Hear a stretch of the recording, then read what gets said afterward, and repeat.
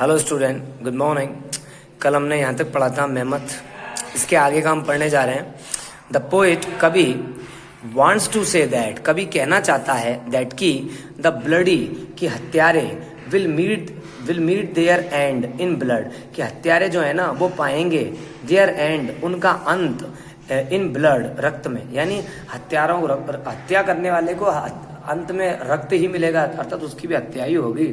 While जबकि the mild, जबकि कोमल कोमल जो लोग हैं, जो माइल्ड मतलब कोमल, निर्दोष, माइल्ड मतलब हल्का होता है वैसे, शैल रिमेन, वो रहेंगे, अप्रिशिएटेड, उनकी प्रशंसा की जाएगी, टिल द एंड, अंत तक। यानी जो बुरे लोग हैं उनको तो बुराई अंत उनका होगा, जो हत्यारे हैं उनकी भी हत्या कर दी जाएगी, और जो अच्छे लोग हैं उनकी प्रशंसा होगी अंत तक। इन शॉर्ट, संक्षेप में, the evil comes to an end, बुराई का अंत होएगा।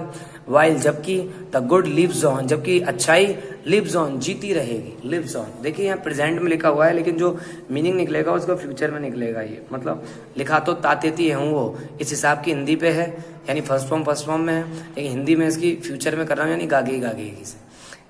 द पोएम इज डायडेक्टिक, ये कविता एक उपदेशात्मक कविता है, उपदेशात्मक है इन टोन, लय में, यानी इस कविता के अंदर जो लय चलती है, जो विचारों की एक श्रृंखला है, वो उपदेशात्मक है। The poet not only reveals, इस कविता में कवि नॉट ओनली, ना केवल, रिवील्स करता है, प्रकट करता है, द कॉन्ट्रास्ट, विरोधाभास, लाइंग, जो कि निहित है, इन द फॉरेस्ट, जंगल में, बट ऑल्सो, बल्कि, कन्वेज करता है, प्रदान करता है, एन इंस्पायरिंग मैसेज, एक प्रेरक संदेश भी प्रदान करता है। It is the poets conviction, ये कवि की विचारधारा है, दैट की, जो कि सफरिंग्स, की जो सफरिंग्स होती है, जो पीड़ा होती है, आर नॉट इटर्नल, वो नहीं होती eternal.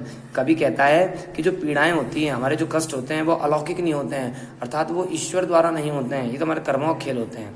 In spite of death, मृत्यु के बावजूद, एंड डिवास्टेशन, और विनाश के बावजूद, लाइफ, डिवास्टेशन मतलब विनाश, डिस्ट्रक्शन, लाइफ, जीवन, is something to be enjoyed, चाहे जीवन में कितनी मृत्यु आए, चाहे विनाश आए, उसके बावजूद भी जीवन बड़ा एंजॉय किया जाने वाला है, मतलब बड़ा एंजॉय करने वाली चीज है, जीवन अच्छा है।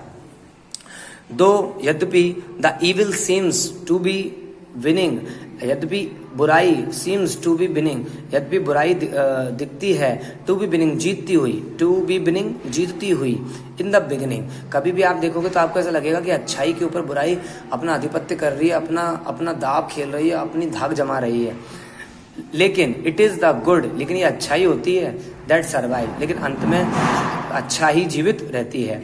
द ब्रूट फोर्स, निर्दयी शक्तियां, जो क्रूर शक्तियां हैं, मीट्स इट्स ब्रूट एंड, वो पाती हैं इसका निर्दयी अंत। वाइल द, जबकि द इनोसेंट, जबकि निर्दोष, एंड सिरेन, और पवित्र, जबकि निर्दोष और जो पवित्र व्यवस्था जो है, या लोग जो हैं, ये जानवर जो हैं, टू बी अप्रिशिएटेड, उनकी प्रशंसा की जाती है, अप टू द लास्ट, अंत तक। यानी निर्दोष की तो हमेशा बढ़ाई होती है, प्रसन्नता से प्रशंसा की जाती है।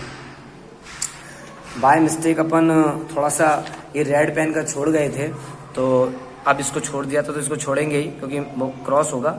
आगे से देखें आप यहाँ से, श्री अरबिंदो हैज प्रेजेंटेड, इसको मैं दोबारा पढ़ा दूंगा अभी आपको। श्री अरबिंदो हैज प्रेजेंटेड, अरबिंदो जो है, हैज प्रेजेंटेड, वो प्रस्तुत कर चुका है, इस कविता में अरबिंदो प्रस्तुत कर चुके हैं, थर्ड फॉर्म का सेंटेंस है, अ बैलेंस्ड, एक संतुलित पिक्चर, दृश्य ऑफ नेचर, प्रकृति का। यानी इस कविता में जो अरबिंदो है, उन्होंने प्रकृति का एक संतुलित चित्रण प्रस्तुत किया है। वेयर, जहां पर, बोथ, और प्रकृति एक ऐसी चीज है जहां पर दोनों चीज जरूरी है, नेक्टर, अमृत भी जरूरी है, एंड पॉइजन, और जहर भी जरूरी है, आर इक्वली एसेंशियल, समान रूप से आवश्यक है, फॉर द एग्जिस्टेंस, अस्तित्व के लिए, ऑफ लाइफ, जीवन के अस्तित्व के लिए यहाँ पर ये दोनों आवश्यक है। नेचर इज बोथ, प्रकृति दोनों है, पीसफुल, शांत भी है, एंड हॉरिफिक, और भयानक भी है, एट द सेम टाइम, एक ही बार में। The tiger and the deer, tiger और डियर सिंपली, सामान्य रूप से, रिप्रेजेंट करते हैं, प्रस्तुत करते हैं, दीज टू कॉन्ट्रास्टिंग, इन दो कॉन्ट्रास्टिंग मतलब विरोधाभासी एस्पेक्ट्स को, पहलुओं को, दे फुलफिल, वे पूरा करते हैं, नेचर्स स्कीम, नेचर प्रकृति की व्यवस्था को, योजना को, ऑफ द परपिचुएशन, निरंतरता की, प्रकृति के अंदर एक योजना चलती है, वो है निरंतरता, अर्थात परपिचुएशन ऑफ लाइफ, जीवन की निरंतरता, अर्थात लाइफ कभी रुकती नहीं है प्रकृति के अंदर, सब कुछ चलता रहता है, चाहे कोरोना आए, चाहे चिकनगुनिया आए, चाहे डेंगू आए, चाहे टाइफस आए, चाहे कोई सी बीमारी आए, मर्जी चाहे जो, लेकिन इस प्रकृति में नथिंग इज स्टॉप्ड, कुछ भी नहीं रोका जाता, ना कुछ रोक सकते हैं हम, सब कुछ चलता रहता है, एवरीथिंग इज गोइंग ऑन, सब चीज चलती रहती है अपने वे में, वेयर इन, और ये प्रकृति में, वेयर इन जिसमें लाइफ, जीवन कम्स, आता है, आफ्टर डेथ, और आप जानते हैं मौत के बाद ही जीवन आता है, मौत नहीं है तब तक जीवन का कोई मतलब ही नहीं है, मृत्यु होगी तभी जीवन आएगा। 10 इस प्रकार बोथ पॉइजन दोनों, पॉइजन जहर एंड नेक्टर, और जो जहर है और नेक्टर है यानी कि जो अमृत है, आर एसेंशियल, वो आवश्यक है, फॉर द एग्जिस्टेंस, अस्तित्व के लिए, ऑफ लाइफ। इसी प्रकार प्रकृति के अंदर सारी चीजें आवश्यक है, यदि अच्छाई भी आवश्यक है तो बुराई भी आवश्यक है।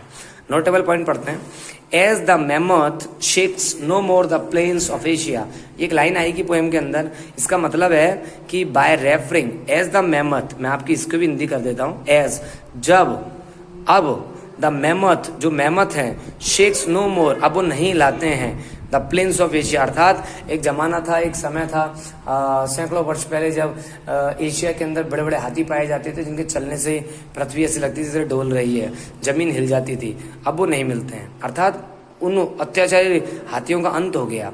Bye referring to the mammoth's extinction, by referring बता करके, टू द मैमथ्स एक्सटिंक्शन, हाथियों के एक्सटिंक्शन को बता करके, यानी कि उनकी विलुप्ति को बता करके, द पोएट टीचेस दैट, कवि बताता है दैट की, दोज वे लोग, हु हार्म जो नुकसान पहुंचाते हैं, अदर्स अन्य लोगों को, सफर द सेम फैट उनको भी मिलता है वैसा ही भाग्य, वन डे एक दिन, हार्डली डेयरिंग टू ब्रीथ मुश्किल से सांस लेने का साहस करता है। ये किसके लिए आया देखें, द टाइगर मूव्स स्टील्थली, टाइगर बड़ी चोरी छुपे चलता है, स्टील्थली चोरी छुपे चलता है, टुवर्ड द डियर हिरण की तरफ, टुवर्ड द डियर की तरफ जो कि ड्रिंकिंग कर रहा है, वाटर पानी पी रहा है, फ्रॉम द पूल तालाब से। द डियर वॉज अनअवेयर, जो हिरण है वो अनअवेयर है यानी कि बेखबर है, of the impending danger, impending आगामी यानी कि फोर कमिंग आने वाले डेंजर से, उसको उनको वो आने वाले खतरे से बेखबर है। देयर वॉज परफेक्ट स्टिलनेस, पूर्ण शांति छाई हुई है। The tiger dared not, tiger साहस भी नहीं करता है, डेयर्ड सेकंड फॉर्म है, साहस नहीं करता है, नॉट आया साहस नहीं करता है, ब्रीथ करने का, सांस लेने का।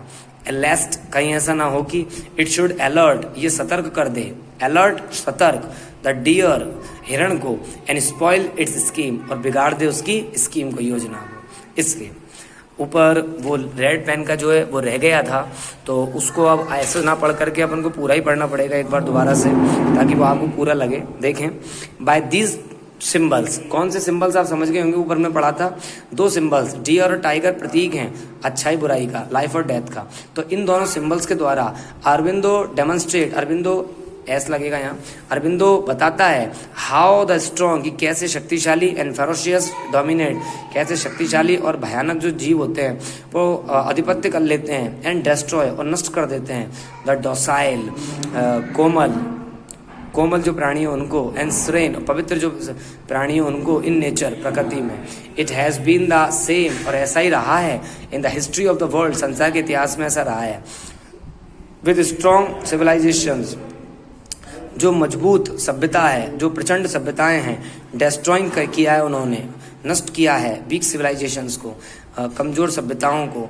When they come in contact, जब भी बड़ी संस्कृति, बड़ी सभ्यता छोटी संस्कृति, छोटी सभ्यता के संपर्क में आई है, तो बड़ी संस्कृति ने, बड़ी सभ्यता ने छोटी संस्कृति को नष्ट कर दिया है, विथ ईच अदर, एक दूसरे संपर्क में आने पर। दीज डेज, आजकल, द मॉडर्न सिविलाइजेशन, आधुनिक सभ्यता, लाइक द टाइगर, टाइगर के समान जो आजकल आधुनिक सभ्यता है, with its materialistic mind set, वो अपने भौतिकवादी माइंड सेट के साथ, अर्थात मनोस्थिति के साथ, इस किलिंग, वो मार रही है, the healthy values of life, स्वस्थ जो वैल्यूज है, वैल्यूज मतलब मूल्य है, ऑफ लाइफ जीवन के मूल्यों को समाप्त कर रही है। लाइक लव, जैसे कि प्रेम। आज आधुनिक सभ्यता में इन तत्वों का जो हम अपन पढ़ने जा रहे हैं कोई महत्व नहीं रहा है, जैसे प्रेम, सेल्फलेसनेस, निस्वार्थता एंड ऑनेस्टी और ईमानदारी। दे आर बीइंग रिप्लेस्ड, इनको बदला जा रहा है विथ क्रूअल्टी, निर्दयता के द्वारा, एंड सेल्फिशनेस, और मतलब इनका स्थान ले लिया है निर्दयता ने और सेल्फिशनेस ने, स्वार्थपन ने। इन द परस्यूट, और अनुसरण किया जाता है, ऑफ मेटलिस्टिक प्रोग्रेस, और अनुसरण चल रहा है किसका? भौतिकवादी प्रगति का। इन पर्सनल एंड नेशनल लाइफ, व्यक्तिगत और राष्ट्रीय जीवन में सब अनुसरण करने में लगे हुए हैं। इस तरीके से यहाँ तक का इसका पैराफ्रेज था। मैं इसकी पोएम्स के जो वर्ड मीनिंग है, वोकेबलरी जो है, ग्लॉसरी जो है, उसको आपको पढ़ा देता हूँ अभी, जिससे कल हम इसके फिर पोएम के टेक्स्ट को देखेंगे। ब्रिलियंट एक शब्द आया है, ब्रिलियंट मतलब बहुत चमकदार, विलक्षण। क्राउचिंग मतलब घुटनों पर झुका हुआ, अर्थात रेंगते हुए की इसी स्थिति है क्राउच। स्लाउचिंग, आलस के साथ चलता हुआ, धीरे धीरे चलना। क्रैप्ट यानी रेंग कर चली, अर्थात moved along with the body close to the ground, जमीन के सटा करके अपने शरीर को चलना, जिस तरीके से वो जो टाइगर चल रहा है। ग्लीमिंग, शाइनिंग, चमकती हुई, यहाँ पर ही आया है। पॉज यानी पंजे। साउंडलेस पॉज, कविता के अंदर एक शब्द आता है साउंडलेस पॉज, यानी पंजों की आवाज नहीं है। The swooping of death and destruction suddenly and swiftly like the tiger, जो मौत का हाथ ऊपर आ रहा है हिरण के, वो ऐसे आ रहा है बड़ी कोमलता के साथ। ग्रेंजर मतलब मैग्निफिशेंस, वैभव, आभा। पर्टव मतलब व्याकुल, परेशान, ट्रबल। स्प्लेंडर मतलब ब्राइटनेस, चमक, शान। डेयरिंग मतलब शो, बोल्डनेस, साहस दिखाना। बीस्ट यानी एनिमल, जानवर, यहाँ पर चीता के लिए आया है क्योंकि जानवर यहाँ वही है। फैटल, घातक, डेडली। पिटीलेस, क्रूअल, निर्दयी। लीव्ड यानी जम्प्ड अपॉन, कूदा यानी ऊपर कूदना। Unsuspecting, unaware of the danger, खतरे से अनजान। टॉर्न, पाइल्ड, पुल्ड अपार्ट, फाड़ देना, चित्र कर देना। मैट मतलब कंपेनियन, साथी, लाइफ पार्टनर भी कह सकते हैं। सोल यानी वन एंड ओनली, इकलौता। वुडलैंड, वुडलैंड यानी जंगल। माइल्ड यानी जेंटल, सौम्य। कूलनेस एंड शेडो, तालाब की ठंडक एवं पेड़ों की छाया। डेंजरस, भयावह। मेमथ, एक प्रकार का विशाल हाथी जो अब लुप्त हो चुका है, यहाँ पर टाइगर के लिए है मेमथ। यहाँ पर प्लेन्स ऑफ एशिया, एशिया के जंगल। माइटी मतलब शक्तिशाली, यहाँ टाइगर के लिए आया है। स्लेन यानी हत्यारा। स्लेन यानी किल्ड, जो मारा गया। स्लेयर यानी किलर, मरने वाला, यहाँ टाइगर, मारने वाला, टाइगर। फिर आगे आता है पेरिश, डेथ का मतलब मृत्यु, यहाँ पर टाइगर यानी डेथ, यहाँ पर टाइगर को यहाँ पर डेथ कहा गया है, तो वो मार रहा है। आगे नीचे देखें, यहाँ पर है वर्ड पेरिश मतलब समाप्त कर दिया जाना, पेरिश मतलब नष्ट करना होता है। सर्वाइव के बाद भी जीवित रहना मतलब बच जाना। इस प्रकार से ये इसके वर्ड मीनिंग है, और कल इसकी पोएम स्टार्ट करनी है अपने को। तो आज के लिए इतना ही, आगे हम कल पढ़ेंगे।